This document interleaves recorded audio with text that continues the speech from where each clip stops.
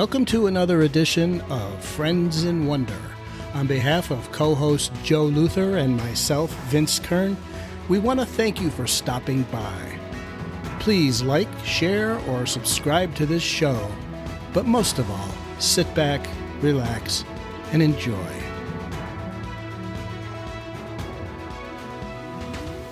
Well, this week, Joe and I are up in mid-Michigan in a bunker after the election. We've got plenty of food, we've got a fire going, and we're out in the middle of the forest at Joe's hunting camp. And it's nice to be up here in mid-Michigan, and actually we're not worried about the end of the world, even though it is one day after the election. And we did have a power outage earlier today. Yeah, we endured a power outage. Which fortunately we were able to break out the generator and keep the electricity going and keep the internet going. And bring you this podcast this week. So how are you feeling today, Joe? Well, I'm a little, I guess, confused, a little uncertain. You know, it's the day after the election, and usually the results are pretty clear, but I guess it's clear in Michigan, but not in other states. Yeah. No, it's interesting. So once again, we are in this wait and see for critical races to be called, and it's kind of becoming commonplace. Wait, is that what they mean by critical race? Yeah, exactly. Oh, okay. I thought we're really waiting for important races. Important races, right? Yeah, so we can know, not to be confused with critical races. Well, we want to know how our government's going to proceed and if it's going to proceed, but we're not quite sure what the structure of it is. And we're yet. very confused why, as the digital age continues to become more and more sophisticated, the sense of certainty after elections seems to be more and more murky. Right. And how this is becoming the norm now. Yeah, I don't know. And then there's kind of like, along with that, just it gives an overall sense of uncertainty, whereas before I felt like, you know, the polls closed at 8:00 by 10:30 or 11, all the precincts have reported and the information was in, and there was nothing left to be, you know, figured out the next day. It was just a matter of assembling all the numbers. Do you mean when you were younger and everything was done on paper? Okay, boomer. Yes, that's what I mean. Well, you know, it is the true. good old days. Yeah, I mean, think about it. Okay, you go to the grade school precinct with your mom and dad or whatever, and you're going to hang out outside while they vote. But polls closed at 8:00. There might be a line. Guy came out, put a little sign up that said last person in line. Right. Even if the line got long, that's no problem. You just had to be there by 8:00. And if you were there at 8:00 and there was a long line, you were the last person in line, and then they would put a sign behind you, or I think sometimes they even gave people like little scarves or vests to wear, and you were the last person in line. Yeah. And then, the next day, who won in the morning, generally speaking, you'd have a local newspaper delivered to you that gave you the results. Yeah, local, national, everything was very clear. And now, I suppose it's probably the mail-in votes, the rise in the mail-in votes that's making things a lot less clear. And what that does for me, Vince, I mean, you're asking me how I'm feeling. I'm feeling uncertain. I just don't know. Obviously, a lot of these races haven't been called yet, so it's hard to say, what happened. But then it just lends to an overall feeling of uncertainty. And before, like you said, boomer, is we used to know, and it was very certain. And who knows? Our question is this for the better or for the worse? Right. Is this new norm something we can have confidence in?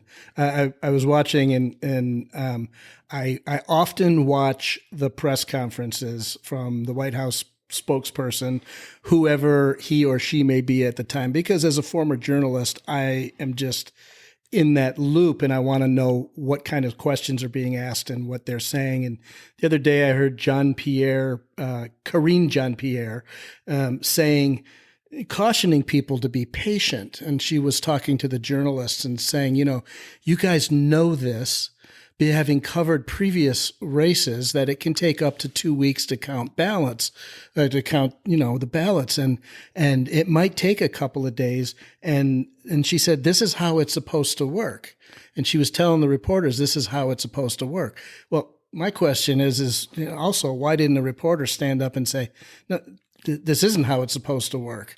If you're going to have, to me, now I'm going back into an opinion here, but if you're going to have mail-in ballots, then you're going to need to have the human resources to secure them, count them, and do it in a timely fashion. Yeah, I would think that any clerk that is responsible for the ballots in their precinct would know how many requests there were for absentee ballots. And if it's 40% or 50%, you could do the math and figure out that you're going to have several thousand or however many tens of thousands coming in, and you get the appropriate volunteers to count it. And if you don't have that resource, I don't know. I just feel like maybe there should be a limit to how many mail-in ballots there are so that we can have a sense of certainty.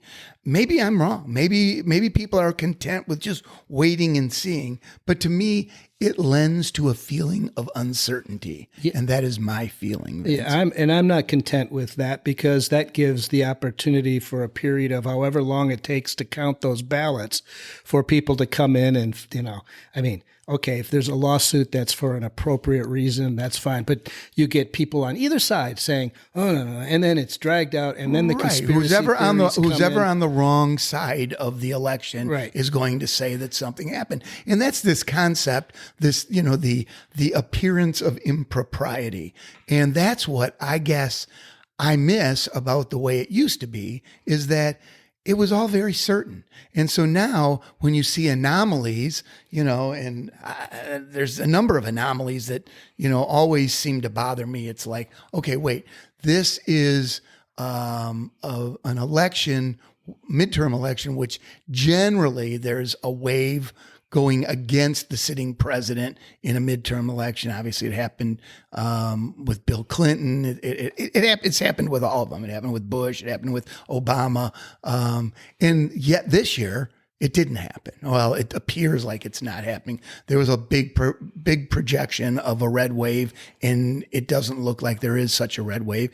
And again, we've got this uncertainty with the numbers of being counted.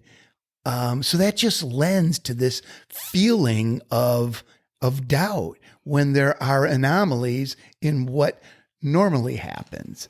And I don't think it's good for anybody. I don't think it's good for, the winners. And I certainly don't think it's good for the losers, because in the old days, when you lost, you called up the other side and you shook hands and you moved on. Yeah. Now there's just this, the other side is like, well, wait a minute, what happened? Yeah. And blaming it on this or that or the other thing. Right. I think the elections need to be certain. Well, I'll tell you who it does benefit is it benefits the media. It benefits the 24-hour news cycle, who wants you to be so concerned about the election results that they're going to give them to you over the week. And let me throw this out at you, a couple of things. It was interesting. So I was looking at CNN's headline today on their special election coverage, and it said 2022 special midterm election week. So I thought we had an election day in this country. Okay, but here's the thing. So they're playing it out. They're playing this discomfort out. It's going to decide the Senate. It's going to decide the House. There's still a voice, it's out. So it sure benefits them. Now think about this. And again, I'm speaking as a boomer here, but back in the Walter Cronkite, David Brinkley day, you had a newscast on at night. You had election coverage. And then everything else was regular programming the next day, right? Right. So the news was limited to this little amount. Yeah. So there was no commercial interest in extending it out now. Now that's all that there is commercial interest in the media. So, it sure feels like we are being accepting of something that isn't necessarily good for us in terms of process. Vince, I am so heartwarmed to hear you blaming our problems on the media. You know how long I've been waiting for this? Well, when you've lived something and you got to own up to it. But, it's just really disheartening. Now, so let's get back to the mail-in ballots for a minute here. One of the things that interests me about the Pennsylvania election, for instance, is the fact that, and frankly, I didn't care for either candidate, Fetterman or Oz, and I didn't have to vote for either one of them. So, this isn't really, but interestingly enough, the mail-in ballots started coming in around September. And there wasn't even a debate between those two candidates until a couple of weeks ago, and there was only one. So you have people voting well in advance, and anything can happen between the time they cast that ballot and the time the election actually comes up.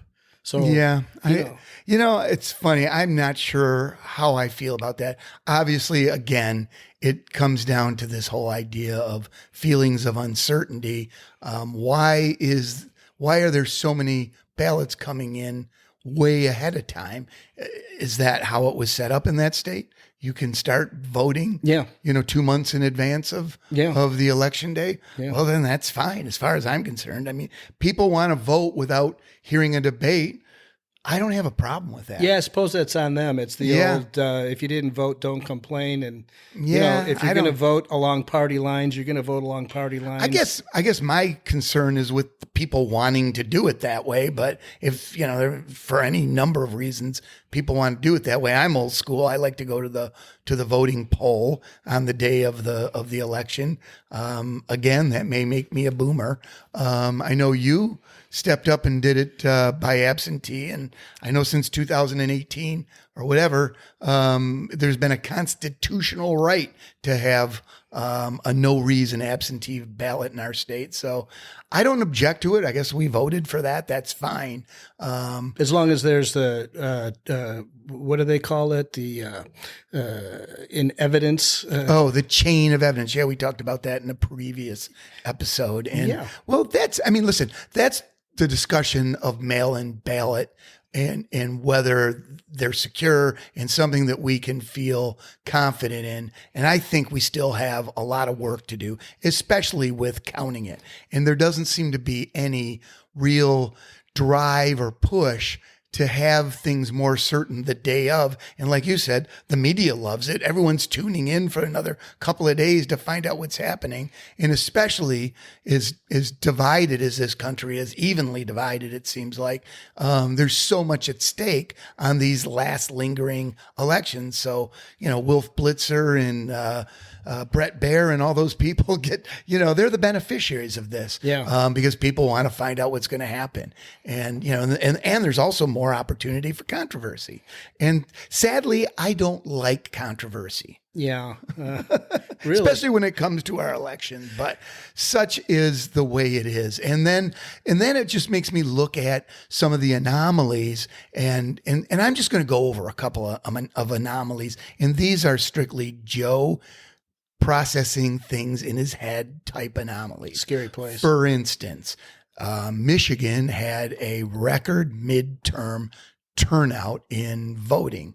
Now, almost 40% of that was mail-in, but still a pretty large percentage of people voted on the day of election in comparison to previous midterm elections. So record voter turnout in Michigan. Yet when I went to the poll, I was in and out of there in 5 minutes, and there weren't any extra voting booths that I could see. It looked like the normal situation.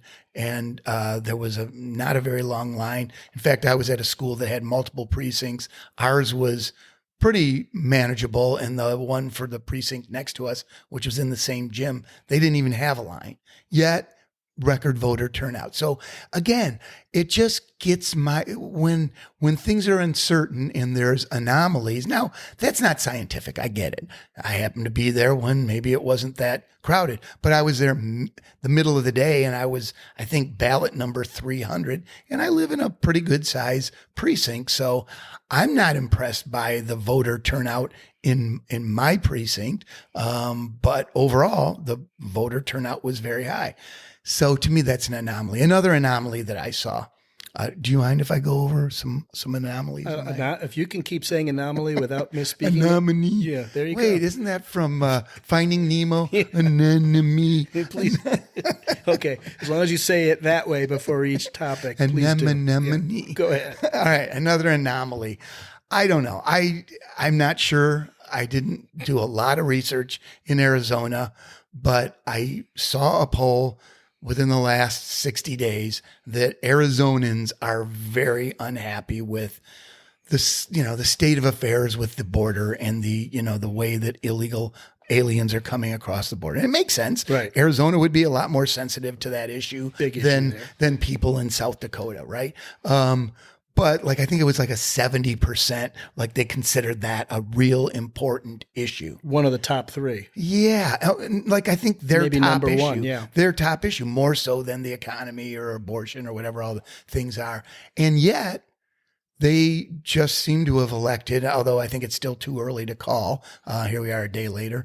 And they don't know, but to me, I would have expected the party that stands for border security to have won kind of resoundingly in that state because of the strong opinion about a secure border. I'm not taking a position on the border or not, but I just look at that and go, well, that's surprising. How did that happen? I'm very surprised by that. Yeah.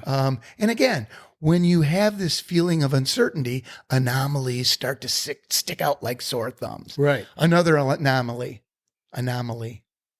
Okay. But you already alluded to it. And I think there might be some truth to that. John Fetterman, he's not a guy that screams senator material to me. I don't mean to, I'm not trying to pick on, it's certainly not a handicap. The man had a stroke and he's having a hard time, stringing sentences together right now. I don't know what his cognitive ability is, but it does not seem as high as his opponent. Now, I agree with you. Is Dr. Oz, does he scream U.S. Senator? Maybe not. But I just look at that race and I think, have we gotten so divided now? If you just put, a squirrel. A squirrel. I was going to say, but a squirrel's a good one. Half human. Squirrels are cute. Yeah. Squirrels are cute. Okay. But if you put a squirrel on one side and a raccoon on the other and put a D and an R on it, are people just going to vote accordingly and not worry about it? I don't know. Right. Because the squirrel will bury nuts in your yard and the beaver will eat your trees. So which would you rather? But no, I think you're right. Not to make fun of it. I think you're exactly right. The other thing I was thinking about the Fetterman thing, and again, this is just extrapolating on current things that are happening, not anything to do with his disability. But in order to do the one debate, they had closed captioning, right? Right. So that made me start thinking about, and obviously you have to make accommodations in every workplace. So now in the Senate, are they going to need to make special accommodations for the floor debates? I assume they're going to. Not that that's an issue. I don't have a problem with that. No. Yeah. It's not an issue. But it's part of the whole thing that that we're going through. I'm not worried about the accommodations as much as I am is the guy cognitively able to do his job? And I know he's a Pennsylvania senator, but as a U.S. senator, he is doing work for everybody in the country. Yeah. And I think we have a right to ask these questions. And I don't know. Hopefully he's going to be great. I know that, there was a lot of, I think there have been a number of sayings. I think, what was the one in this 2016 election? I saw a T-shirt that said, "The Russians didn't make me vote for Donald Trump. Hillary did." Mm-hmm. And maybe it's the same thing in this election. Or the reason people voted for Fetterman is they just didn't want anything to do with Dr. Oz or Trump. Or by extension, it was an anti-Trump thing. But it really gets into this whole idea of how polarized we are And when you're polarized and the elections are uncertain, it's going to give the aggrieved party or the party that didn't win the space, more reason, and more the space and the time to fester, to come up with the spin and turn it into something else. You know, my last comment on this, and you mentioned Arizona, and Carrie Lake she was a Trump. Trump. She's like a mini me, right? She's a mini me Trump. Well, Trump. But and I don't mean that as an insult. I mean she's very strong about her opinion and that kind of thing. Yeah. Well, I'm sad she's probably not going to make it because she said if she was elected, that not only, and somebody, a CBS reporter asked her if she was going to serve out her full term because she's being held up as a candidate for Trump's VP, when he a potential running mate. She said, I'm not only going to be governor for 4 years, I'm going to do 2 terms. I'm going to be your worst freaking nightmare for 8 years, and we will reform the media as well. We're going to make you guys into journalists again. So I'm really kind of disappointed that she's not going to win because I was really looking forward to a politician fixing the state of media in today. Donald wasn't able to do it as the president of the United States. I don't know how she was going to do it as a governor, but maybe she does have moxie. Yeah. She does have moxie. She's not afraid of a fight. I don't know, by the way, that election hasn't been called yet. Right. And that actually is one of the elections where as they count more votes, she seems to be getting closer and closer. Well, maybe she will fix the media then. I'm starting to wonder, am I becoming that crabby old man on the porch who wishes things were the way it used to be? And we've talked a lot about that in this episode, the way it used to be and this idea of things being very clear and certain the day after the election. Maybe I'm just that old grumpy guy that wants things to be the way it was. And maybe a lot of people are okay with waiting a few days and letting things be a little bit uncertain and having there be a week-long election like CNN is talking about. It just doesn't make sense to me. I think when you have a process like this, it should be more certain.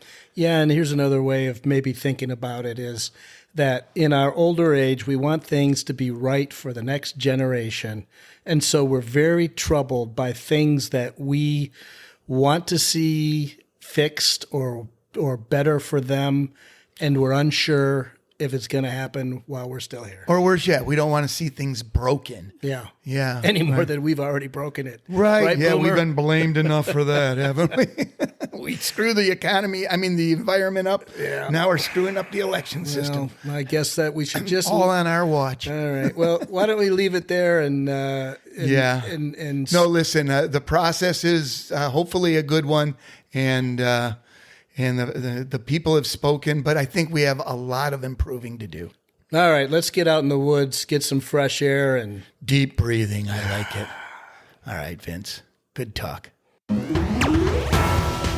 We hope you enjoyed this week's episode of Friends in Wonder without the crazy talking heads. Remember, you can find us at friendsinwonder.com or send us comments, feedbacks, or suggestions for future shows to talk@friendsinwonder.com. Thank you for joining us, and have a splendid rest of your day.